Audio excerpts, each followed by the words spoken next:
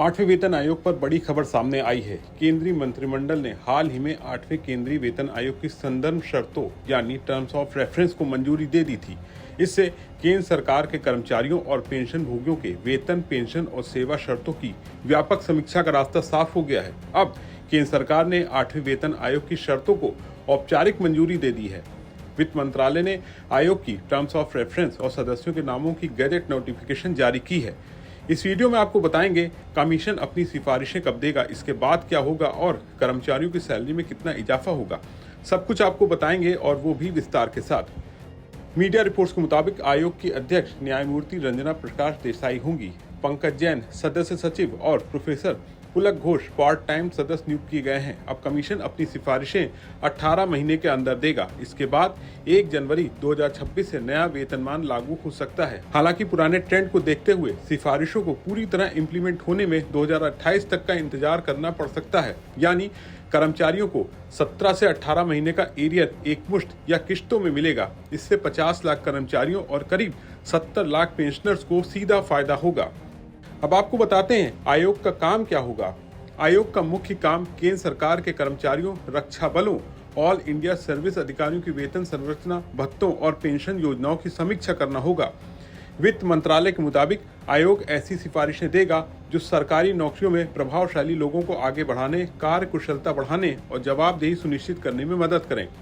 तो अब बात करते हैं कर्मचारियों की सैलरी में कितना इजाफा होगा।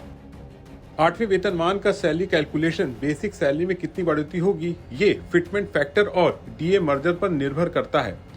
7वें वेतन आयोग में फिटमेंट फैक्टर 2.57 था। 8वें में ये 2.46 हो सकता है। हर वेतन आयोग में डीए 0 से शुरू होता है। ऐसा इसलिए क्योंकि नई बेसिक सैलरी पहले से ही महंगाई को ध्यान में रखकर बढ़ाई जाती है। इसके बाद डीए फिर से धीरे धीरे बढ़ता है। अभी डीए बेसिक पे का 58% है। डीए के हटने से टोटल सैलरी में बढ़ोतरी थोड़ी कम दिख सकती है क्योंकि डीए 58% का हिस्सा हट जाएगा। अब फिटमेंट फैक्टर की बात करें तो ये एक मल्टीप्लायर नंबर है जिसे मौजूदा बेसिक सैलरी से गुणा करके नई बेसिक सैलरी निकाली जाती है। वेतन आयोग इसे महंगाई और लिविंग कॉस्ट को ध्यान में रखकर तय करता है।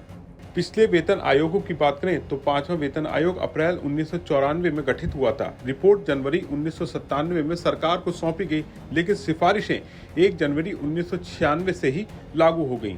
छठा वेतन आयोग 20 अक्टूबर 2006 को स्थापित हुआ। रिपोर्ट मार्च 2008 में तैयार होकर सरकार के पास पहुंची। अगस्त 2008 में ये रिपोर्ट को मंजूरी मिली और सिफारिशें 1 जनवरी 2006 से लागू हुई। 7वां वेतन आयोग फरवरी 2014 में बना और मार्च 2014 तक टर्म्स ऑफ रेफरेंस फाइनल हो गए। रिपोर्ट नवंबर 2015 में सौंपी गई। जून 2016 में सरकार ने अप्रूव किया और सिफारिशें 1 जनवरी 2016 से लागू हो गईं। कुल मिलाकर केंद्र सरकार ने आखिरकार लंबे इंतजार के बाद 8वें केंद्रीय वेतन आयोग की शर्तों को औपचारिक मंजूरी दे दी है। वित्त मंत्रालय ने आयोग की टर्म्स ऑफ रेफरेंस और सदस्यों के नाम की गैजेट नोटिफिकेशन जारी की है। आपका इस पर क्या सोचना है, कमेंट करके बताएं। वीडियो पसंद आया हो तो इसे लाइक और शेयर करना ना भूलें और बने रहें विस्तक के साथ।